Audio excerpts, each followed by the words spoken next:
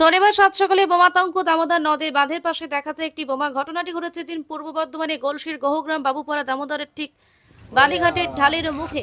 যাত্রী এলাকায় ছড়িয়ে পড়ে চরম আতঙ্কের পরিবেশ। এলাকার বাসিন্দা জয়ন্ত রায় বলেন, আমি প্রতিদিনের মতো আজও সকালে হাঁটতে গিয়েছিলাম। দামোদর নদী গহগ্রাম বাবুপাড়া সংলগ্ন দুটি ঢাল আছে।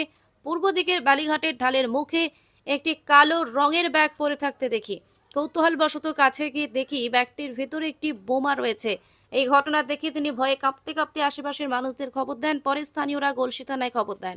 খবর পেয়ে তড়িঘড়ি ঘটনাস্থলে পৌঁছায় গলসি থানার পুলিশ, যাতে কোনো দুর্ঘটনা না ঘটে। সেই কারণে পুলিশ গোটা এলাকা ঘিরে রেখেছে। কে বা কারা এই বোমা সেখানে এনেছিল এবং কি উদ্দেশ্যে এনেছিল তা জানতে তদন্ত শুরু করেছে পুলিশ। ঘটনাস্থলে আসে বোম স্কোয়াড। এখানে আমি প্রতিদিনের মতো নদীতে হাঁটতে যাই, বুঝলেন? আচ্ছা দিয়ে এখানে দুটো বালি খাতে ঢাল আছে। আচ্ছা আচ্ছা হ্যাঁ, কিন্তু পূর্ব দিকে ঢালে দিয়ে একটা ব্যাগ পড়ে আছে। হ্যাঁ ডালের মুখেই একদম ঢালের মুখে একদম। আচ্ছা আমি দেখে চমকিয়েছি, আমি তো বোম।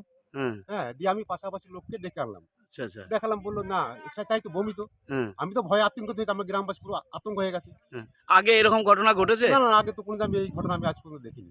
আচ্ছা আচ্ছা এই এটা কোন জায়গা এটা? এটা গোগ্রাম ঢালে যে দুটো বালিঘাট ঢাল আছে। হ্যাঁ হ্যাঁ, হ্যাঁ মানে পূর্ব দিকে ঢালটা। আচ্ছা আচ্ছা এটা গোহগ্রামেই তাই তো? হ্যাঁ, গোগ্রাম লক্ষ্মীপুর।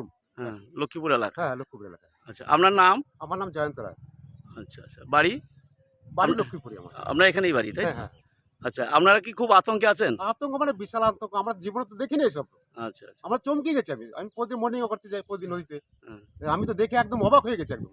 আচ্ছা ঠিক আছে।